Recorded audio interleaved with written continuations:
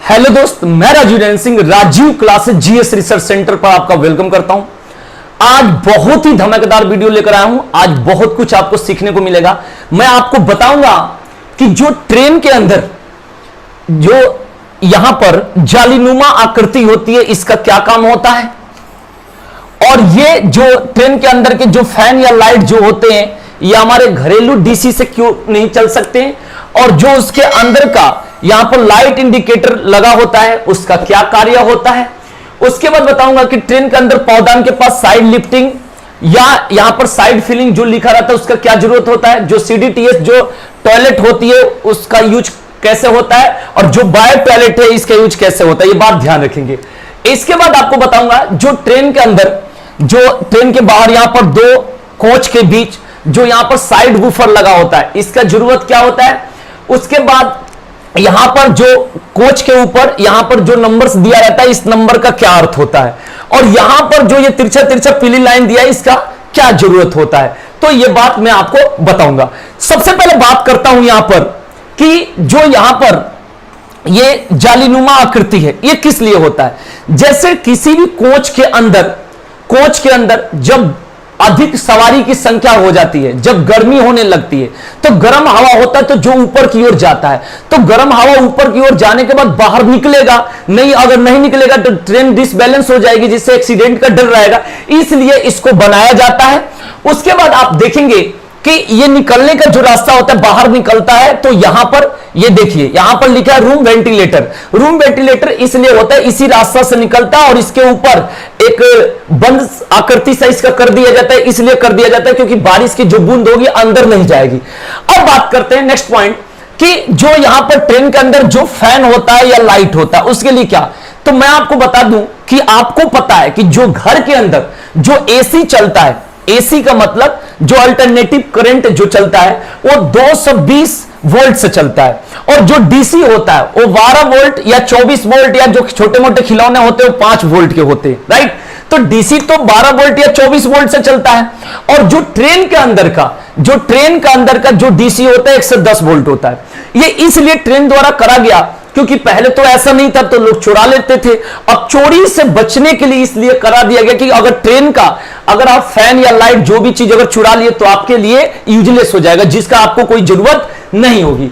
अब बात करते हैं आगे नेक्स्ट पॉइंट में कि जो यहां पर 110 वोल्ट जो डीसी देता है, वो कहां से मिलता है। जो ट्रेन के यहां पर नीचे जो ये बैटरी बक्स होता है, वहीं से मिलता है। ये बात बिल्कुल ध्यान रखेंगे। अब बात करते हैं आगे नेक्स्ट पॉइंट की बात।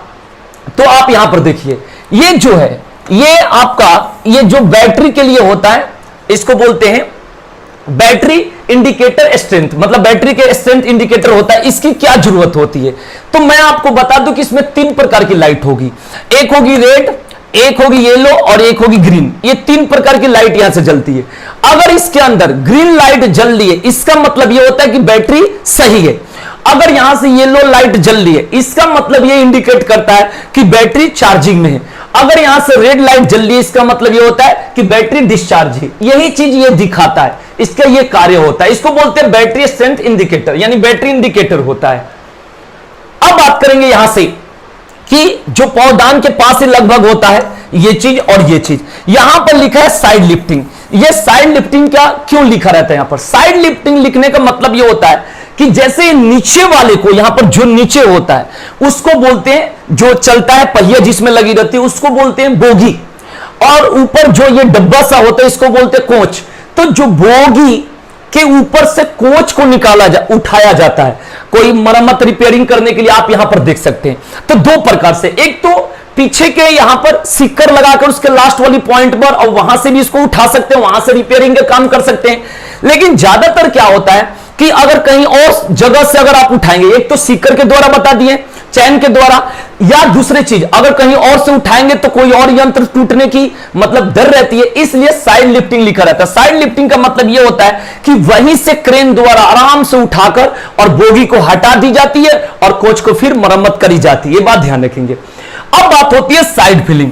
ये साइड फिलिंग क्यों लिखा रहता है। साइड फिलिंग का मतलब यह होता है कि जो ट्रेन के अंदर जैसे टॉयलेट होता है या पानी की जरूरत होती है, तो साइड फिलिंग का मतलब होता है कि वहां से बड़े स्टेशनों पर से जाकर यहां जहां पर जिस स्टेशन पर व्यवस्था होता है वहां से उसमें पानी भरी जाती है, इसलिए वहां पर लिखा रहता है साइड फिलिंग, यानी टंकी के अंदर पानी भरी जाती है।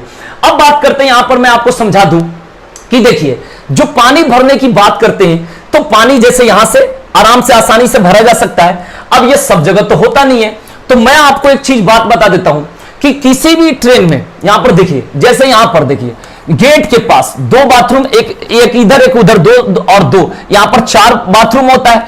तो जब 4 बाथरूम होता है एक कोच में, तो 4 बाथरूम होगा तो टंकी भी 4 होता है। यहां पर देखिए मैंने लिखा है टैंक, यहां पर देखेंगे यहीं पर टैंक होता है, ठीक है। तो यहां पर जो ये पाइप होती है जिससे पानी भरता है, ये 4 इंच की पाइप होती है, तो पाइप 4 इंच की होती है, और टैंक जो होता है 500 लीटर का होता है, ये बात ध्यान रखेंगे, ठीक है ना। और टैंक जो होता है 4 होता है, तो टोटल 2000 लीटर एक कोच में पानी भरी जाती है, यानी 2 बाथरूम इधर 2 बाथरूम उधर, और 4 इसका टैंक हो गया, और एक टैंक 500 लीटर का होगा, तो टोटल 2000 लीटर का होता है। ये बात बिल्कुल ध्यान रखेंगे। अब बात करते हैं आगे यहां से नेक्स्ट पॉइंट के बारे में। जैसे बात करते हैं कि यहां पर क्या होता है कि आप देखेंगे जहां पर एसी जो कोच होता है, तो एसी कोच के ऊपर यहां पर दबा हुआ होता है, इसको एक तरह से बोल सकते हैं पचका हुआ, दबा हुआ, थोड़ा सा डाउन सा रहते हैं, और वहीं बाकी बिना एसी वाला देखेंगे तो यहां पर बराबर रूप होते हैं। अब क्या होता है कि जहां पर इसमें टैंक लगाना चाहिए वहां पर तो यहां एसी लगा होता है, यहां पर तो एसी लगा होता है, तो इसके लिए क्या होता है कि जो गोला गोला सा सर्किट दिख रहा है यही इसका वाटर टैंक होता है, यही इसका क्या होता है, वाटर टैंक होता है। तो इसके लिए नीचे टैंक की व्यवस्था होती है। अब बात करते हैं इनके एसी के बारे में। जो इसका एसी होता है, ये बात ध्यान रखें, वो होता है रूफ माउंटेड पैकेज यूनिट, ठीक है ना, उससे इसका कार्य होता है। मतलब मैं एक बात बताऊं कि एक कोच के अंदर 2 एसी होता है, ठीक है ना, एक कोच के अंदर 2 एसी होता है, और इसकी जो कैपेसिटी होती है वो 7 टन होता है। यहां पर देखेंगे तो 2 का कितना होगा, 14 टन, जो 415 वोल्ट के 3 फेज के एसी सप्लाई से चलते हैं। ये बात बिल्कुल ध्यान रखेंगे, ठीक है ना। तो यहां से तो इसमें क्या होता है, ये बराबर होता है, और इसमें क्या होता है कि ऐसे डाउन सा होता है, इसलिए इसका जो वाटर टैंक कहां होते हैं, नीचे होते हैं। तो ये मैंने बता दिया कि 2 एसी होता है, और ये कैपेसिटी इसका बता दी कि ये होता है, ठीक है। अब बात करते हैं इसके आगे नेक्स्ट पॉइंट। अब देखेंगे यहां से, इसको बोलते हैं ओपन डिस्चार्ज। जो यहां पर जो पहले टॉयलेट होता था, जो पुरानी ट्रेनों, बहुत पहले की बात बता रहा हूं, तो वहां पर क्या होता था कि जैसे टॉयलेट के अंदर से डायरेक्ट नीचे आ जाता था, और इससे क्या होती थी कि जो छोटे मोटे जगह जितना जो ट्रैक है ये सब बेकार हो जाता था। दूसरी चीज क्या, छोटे स्टेशनों पर सही से सफाई नहीं हो पाती थी, बड़े बड़े जगहों तो सही से सफाई हो जाती थी। दूसरी बात ये भी डर थी कि इससे पटरी पर जंग लगने की डर होती थी। तो ये ओपन डिस्चार्ज टॉयलेट ये पहले चलते थे, ठीक है। अब बात करते हैं कि बीच में उसके बाद आया इसको सीडीटीएस टॉयलेट कहते हैं, कंट्रोल डिस्चार्ज टॉयलेट सिस्टम। इसमें क्या होता है कि ये क्या करता है कि टॉयलेट करने के बाद ये रोक लेता है, रोक लेने के बाद कुछ समय बाद ये क्या करता है कि एक जगह डायरेक्ट पटरी पे गिर जाता है। इससे भी क्या होती है कि दिक्कत, इससे भी पटरी में जंग लगने की मतलब दिक्कत होती है। और एक बात आपको बता दूं कि इसमें क्या खासियत थी कि इसका जब ये ट्रेन की स्पीड 30 किलोमीटर प्रति घंटा, 30 किलोमीटर प्रति घंटा की स्पीड जैसे या इतना या इससे अधिक स्पीड होगी, तब क्या होता था कि यहां से टॉयलेट नीचे गिरेगा, तो ये इकट्ठा करके गिराता था, ठीक है ना। मतलब स्टेशन पर होने के बाद ट्रेन से ये नहीं निकलेगा, जैसे स्पीड पकड़ेगी तब जाकर ये होगा। अब क्या हुआ कि 2011 में डीआरडीओ ने एक बायो टॉयलेट बनाया। इसमें क्या हुआ कि बैक्टीरिया ध्वन, इसमें बैक्टीरिया डाल दी जाती है जो टॉयलेट को मतलब एकदम छोटे छोटे टुकड़ों में डिकम्पोज करके इतना कर देगा कि टुकड़ा के बाद बनने के बाद वो गैस बन जाएगा, और गैस बनने के बाद आसानी से गैस के रूप में निकल जाएगा, जिससे कोई भी दिक्कत नहीं है। तो लगभग अब यही चीज चल रहा है, ये बात बिल्कुल ध्यान रखेंगे। तो आपको बता दें कि पहले ओपन डिस्चार्ज, उसके बाद कंट्रोल डिस्चार्ज टॉयलेट सिस्टम, उसके बाद बायो टॉयलेट हो गई, ये 2011 से बना। अब आते हैं नेक्स्ट पॉइंट के बारे में।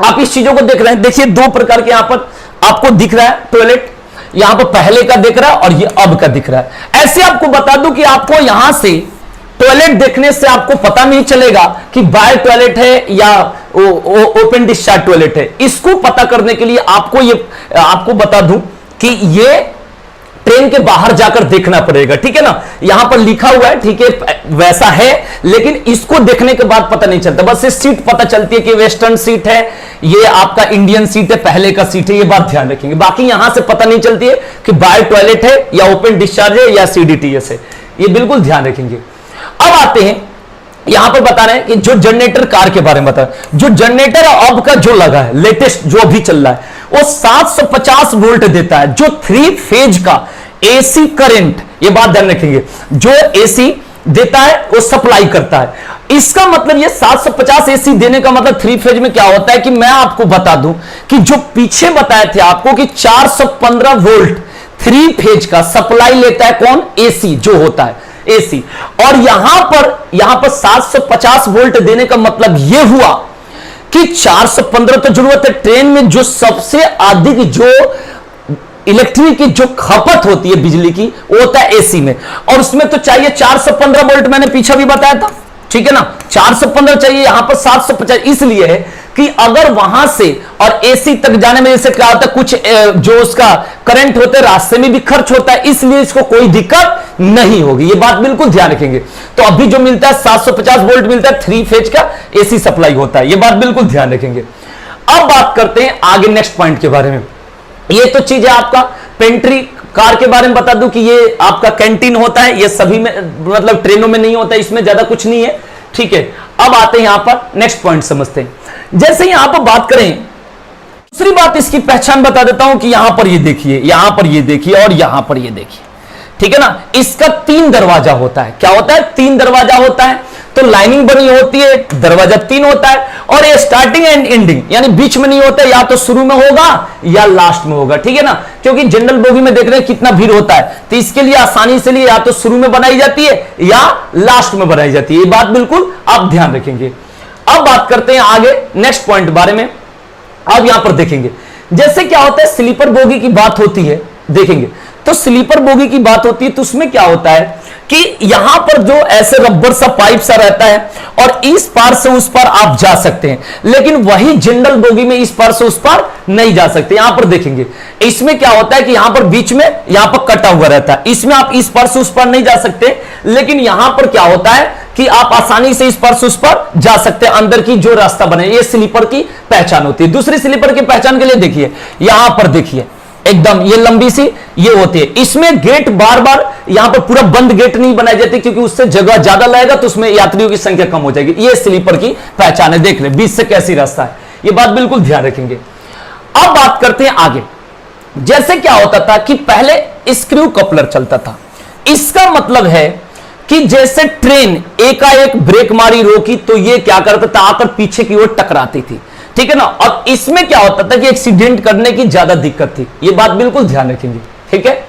उसके बाद क्या हुआ यहां पर समझेंगे कि ये साइड बफर, अभी भी बहुतों में साइड बफर है। साइड बफर में क्या होता है कि देखिए ये लोहे की मोटी मोटी पाइप इधर लगी है, इधर लगी है, इधर लगी है, इधर लगी है।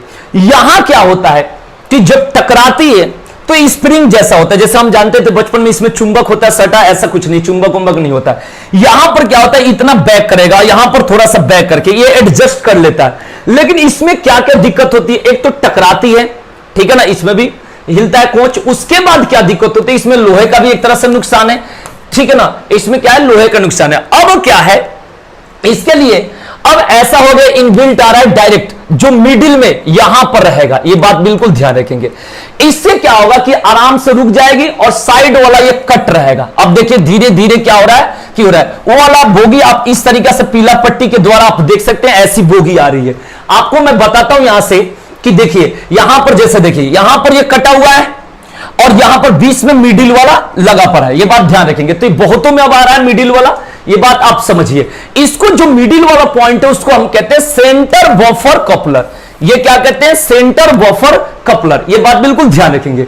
सेंटर बफर कपलर अब एलएचबी कोच में आ रही है, यहां पर देखिए बीच में यहां पर कटर रहेगा, बीच में ही यहां पर सेंटर, ये बीच में रोक लेगा, इससे क्या होगी, कोई दिक्कत नहीं होती है। जैसे यहां पर देखिए, यहां पर ये क्या है, यहां पर कटा हुआ है और बीच में ही स्क्रू, इसको बोलते हैं सेंटर बफर कपलर। अब तो एलएचबी वाले में बिल्कुल क्या बोलते हैं, एकदम इनबिल्ट आ रही है। और बाकी में बहुत जो पुरानी बोगी है उसका कोच है, उसमें क्या हो रहा है कि अगर उसका एक्सपायरी है, बची हुई है, ठीक ठाक बोगी है, तो सब में अब क्या लग रहा है भाई, सेंटर बफर कपलर। ये बात बिल्कुल ध्यान रखेंगे, ठीक है ना। साइड बफर अब हटाया जा रहा है।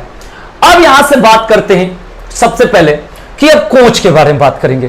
तो ये कोच में जैसे यहां पर लिखा है 04052, इसका मतलब क्या होता है आप समझेंगे। आपको बता दूं, जो कोच के ऊपर जो नंबर रहता है, कोच के ऊपर जो नंबर होता है वो 5 डिजिट का नंबर होता है। कितना नंबर होता है? 5 डिजिट का नंबर होता है। और जो 5 डिजिट टोटल होता है उसमें फर्स्ट 2 डिजिट वर्ष को डिनोट करता है। जैसे आप देखेंगे यहां पर लिखा है 04052, ये बात ध्यान रखेंगे, 04052 आप समझेंगे। इसमें आपको बता दूं कि फर्स्ट 2 डिजिट जो होता है वर्ष को दर्शाता है, यानी 04 का मतलब 2004 का बोगी है, राइट। उसके बाद जो लास्ट 3 डिजिट है वो टाइप दिखाता है। टाइप का मतलब ये हुआ कि जब 1 से लेकर 200 तक सीरियल नंबर आएगा, 1 से लेकर 200 तक, जैसे यहां पर 052 है, इसका मतलब 1 से लेकर 200 के बीच में ही 52 है। अगर 1 से लेकर 200 रहेगा तो समझेंगे कि एसी कोच है। क्या है भाई? एसी कोच है, इसका अर्थ ये होता है। आगे आपको बता दूं, यहां पर देखिए स्लीपर कोच की क्या पहचान है। स्लीपर कोच में 200 से लेकर 400 तक रहेगा। क्या रहेगा भाई? 200 से लेकर 400 तक रहेगा। आप देखिए यहां पर शुरू के 2 है 98, 98 जो लिखा है, ठीक है, यहां लिखा है 98337। तो ये 98 का मतलब ये हुआ कि 1998 में बना है। और 337 का मतलब ये इसका टाइप है, कोच का टाइप है। आपको बता दूं कि 200 से 400 के बीच 337 होता है, इसका मतलब ये कौन सा कोच है? स्लीपर कोच है। तो ये स्लीपर कोच है, यहां से ये इंडिकेशन पता चलता है। अब मैं बात करूं यहां से कि जैसे जनरल कोच की बात करूं, जनरल कोच की जो पहचान है 400 से लेकर और 600 के बीच यहां पर इंडिकेशन होता है, नंबर रहता है। इसमें और पहचान है, मैंने बताया लाइनिंग है, डोर 3 रहेगा, ये बात बिल्कुल ध्यान रखेंगे। अब 400 से 600 की बात करें, इसके बीच में यहां पर देखो, यहां पर लिखा है 08437। तो ये 08 का मतलब 2008 में बना है। और 437 का मतलब होता है कि 400 से 600 के बीच में 437 आता है। इसका मतलब क्या है? ये जो कोच है वो कौन सा कोच है? ये जनरल कोच की पहचान है, ये बात बिल्कुल ध्यान रखेंगे। अब आता है चेयर कोच, चेयर कार की बात होती है तो ये 600 से 700 के बीच चेयर आता है, जो सिटिंग चेयर वाला होता है, ये बात ध्यान रखेंगे। अब बात करेंगे 700 से 800 की जब बात होती है तो ये सिटिंग कॉमन लगेज होता है। इसका मतलब ये होता है कि देखिए इसमें कुछ दूर बैठने के लिए होता है, कुछ सामान रखने के लिए। इसमें क्या होता है कि विकलांगों के लिए ज्यादातर बनाई जाती है। आप यहां पर देख सकते हैं कि यहां पर 087 से 1 लिखा है, इसका मतलब 08 तो ईयर को दर्शा रहा है और 7 से 1 दर्शा रहा है कि इसका कोड को, कि ये कौन सा कोच है। तो इसमें सीटिंग कम लगेज, इसमें कहते हैं सामान भी रहता है, बैठे भी रहते हैं। विकलांग लोगों के लिए ज्यादातर हो इसलिए बनाई जाती है क्योंकि विकलांग लोग कम मिलते हैं, मतलब ट्रेन के अंदर, ठीक है ना। तो इसलिए रहता है 700 से 800 की। तो यहां पर देख रहे हैं 7 से 1 है, यानी ये सीटिंग कम लगेज है, बिल्कुल ध्यान रखेंगे। अब बात होती है कि 800 से प्लस जितना होगा, ये बात बिल्कुल ध्यान रखेंगे। 800 से प्लस रहेगा, इसका मतलब पेंट्री के लिए या जनरेटर के लिए, ये बात बिल्कुल ध्यान रखेंगे, ठीक है। अब यहां पर बात होती है इसके बाद कि जो ट्रेन के पीछे एलवी क्यों लिखा रहता है, यहां पर लाइट रहता है जो ब्लिंक सा करता है, डायरेक्ट तो नहीं जलता है, और यहां पर क्रॉस क्यों होता है। इसका मतलब होता है कि एलबी का मतलब होता है लास्ट व्हीकल, यानी लास्ट जा रही है, ये बात ध्यान रखना। ये रहता है कि कोई ट्रेन एकाएक पीछे से पटरी पर आ जाए तो उसको समझ में आए कि ये जो बोगी है, जो इसका कोच है वो लास्ट है। इससे क्या रहेगा कि इससे ये पता चलता है दूसरी चीज की, देखिए लाइट से पता चल जाएगा कि ट्रेन आगे है, ठीक है ना। और ये पहचान देता है कि एकदम लास्ट बोगी है, ये बात बिल्कुल कोच है, ठीक है ना। अब बात करते हैं, यहां पर तो एलवी लिखा है, और अगर ये चीज नहीं दिखेगा तो अगर ऐसा नहीं कोड रहता तो बीच का मान लो ट्रेन जा रही है, बीच का कुछ दूर का कोच कट के और रास्ते में रुक गया, ऐसे पता ही नहीं चलेगा। तो यही पहचान दिखाता है कि लास्ट कोच है, इसीलिए इसका यूज होता है, ठीक है ना। लाइट ब्लिंक करते रहता है पहचान के लिए, एलवी बता दिए लास्ट व्हीकल, और इसका मतलब होता है कि लास्ट ही, ये बात ध्यान रखेंगे, ठीक है ना। तो आज के लिए इतना ही, फिर मिलेंगे नेक्स्ट वीडियो के साथ। और आपको अब जो टॉपिक लेकर आ रहा हूं, आज का जो टॉपिक है बहुत ही इंपॉर्टेंट टॉपिक है। आज के जो न्यूज में चल रहा है, जो रेसलर सुशील कुमार से रिलेटेड वीडियो लेकर आऊं, बहुत ही जल्दी आपके बीच मिल रहा हूं। तब तक के लिए देखते रहिए Rajeev classes GS research centre को। धन्यवाद।